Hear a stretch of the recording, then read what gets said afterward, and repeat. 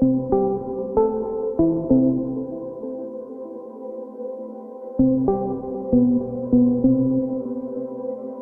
name is Sonia Hillebrand. Welcome to Design Matters. Today I have founder, director and owner of a company called Atomic Orchid Creative. Welcome, Colin Shandon, to the show. It's nice to have you with us. Thank you, Sonia. It's a pleasure being here. Lovely. Colin, tell me, Atomic Orchid Creative is a design boutique that specializes in floral design, fragrances and custom interior objets. Can you tell me more about your extraordinary company?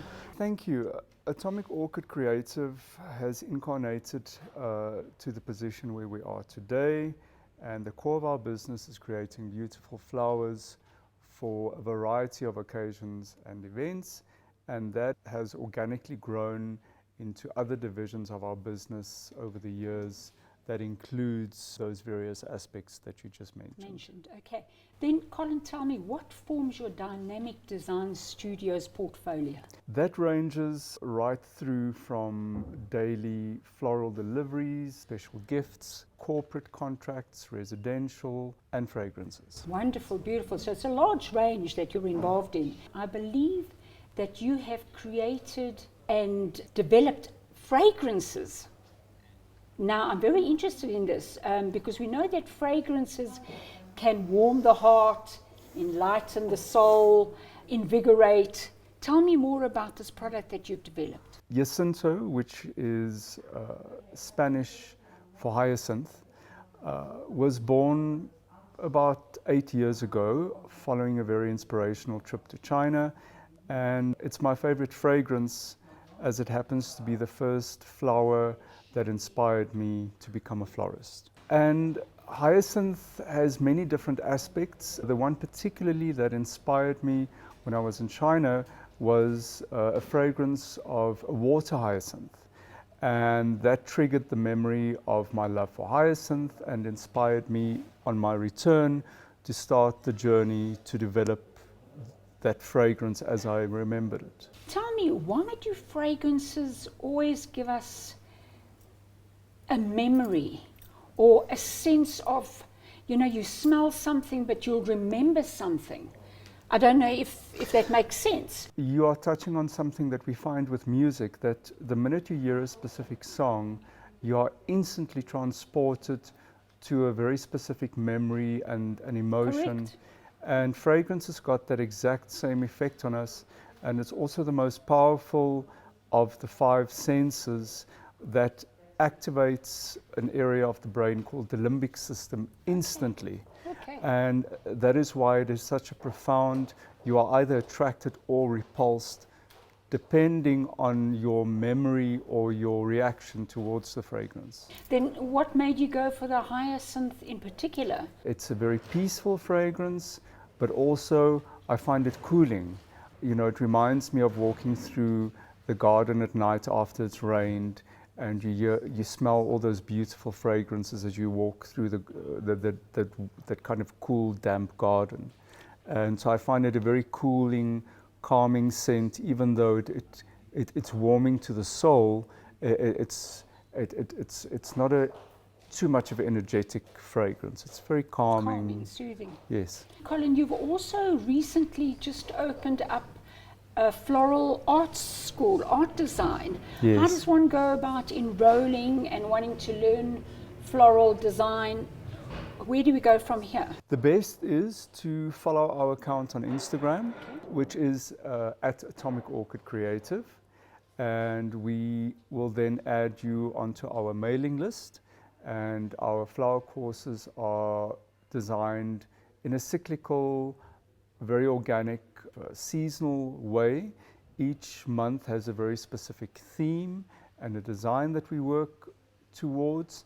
And then obviously these courses become accumulative. We create more complicated techniques, and it's actually all just about fun and writing poetry with flowers. How does art relate to floral design? That is a very important question, and it is absolutely the core of floral design, and especially at the moment there is a very big trend, and it's been going on for a while, where new designers take their cue from the still lifes that masters used to paint, and the composition and the texture and the color, which even though we're in a modern time, there's always this yearn for nostalgia. And I think art, whether it's old and nostalgic or contemporary or modern, just the immediacy, specifically works on canvas or installation art, that's essentially what flowers are. It animates a room the same way that art does. So they are interlinked. And then you mentioned poetry earlier. Tell me more about the poetry. That's a funny story. The first creative impulses I had as a youngster in my teenage years, and I think a lot of teens do that, is you write poetry as a means of self-expression. And that evolved into the understanding that I had the ability to create with my hands, and I lost or gave up the writing of poetry, and doing flowers and being creative with my hands became my poetic expression. And that is the core and the entry to our flower classes, and that's how they connect, is we teach people how to create poetry with flowers. Colin, tell me one last thing. In your opinion, what would the most beautiful flower be in the world? Oh, that's very easy. Roses. For me, a rose is the quintessential and the highest, besides orchids that we love, but really a rose for me, and especially a garden rose, is just, it's something that most people absolutely adore.